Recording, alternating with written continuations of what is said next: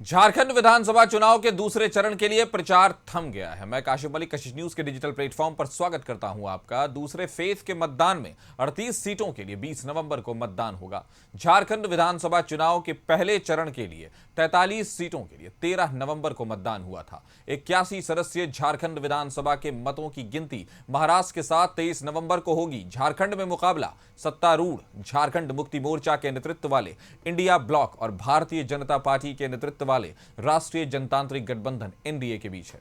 इन सबके बीच हेमंत सोरेन की पत्नी और जेएमएम की गांधी विधानसभा सीट से उम्मीदवार कल्पना सोरेन ने चुनाव प्रचार करने के मामले में बीजेपी को भी पछाड़ दिया है। 17 नवंबर तक सीएम हेमंत सोरेन ने चुनाव प्रचार के लिए 92 चुनावी सभाएं की थीं, तो वहीं उनकी पत्नी कल्पना सोरेन ने 98 जनसभाओं को संबोधित किया। कल्पना सोरेन अकेले राज्य में सबसे ज्यादा जनसभाएं कर चुकी हैं। वहीं दूसरी ओर अगर भाजपा या उनकी सहयोगी किसी भी पार्टी के किसी भी नेता ने इतनी चुनावी सभाएं झारखंड में नहीं की हैं। बीजेपी के सह चुनाव प्रभारी और असम के सीएम हिमंत बिस्वा शर्मा ने 53 जनसभाएं की हैं। ये एनडीए के किसी भी नेता की सबसे ज्यादा जनसभा है। इनके अलावा बीजेपी के झारखंड चुनाव प्रभारी शिवराज सिंह चौहान ने कुल 48 सभाएं की हैं। वहीं प्रधानमंत्री नरेंद्र मोदी ने 6 और कांग्रेस सांसद राहुल गांधी ने भी 6 सभाएं की हैं।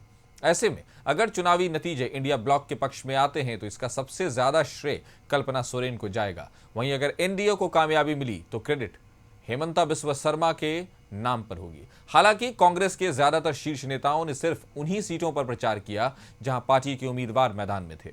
आपको बता दें कि कांग्रेस 81 सदस्यीय विधानसभा में 30 सीटों पर चुनाव लड़ रही है। इनमें से 17 सीटों पर 13 नवंबर को पहले चरण में मतदान हुआ था, जबकि दूसरे फेज में 13 सीटों पर वोटिंग होगी। मुख्यमंत्री हेमंत सोरेन की अगुवाई वाली जेएमएम 42 सीटों पर, आरजेडी 6 और सीपीआई एमएल 3 सीटों पर चुनाव लड़ रही है। वहीं एनडीए में बीजेपी 68, आजसू 10, जेडीयू 2 और लोजपा रामविलास 1 सीट पर चुनाव लड़ रही है।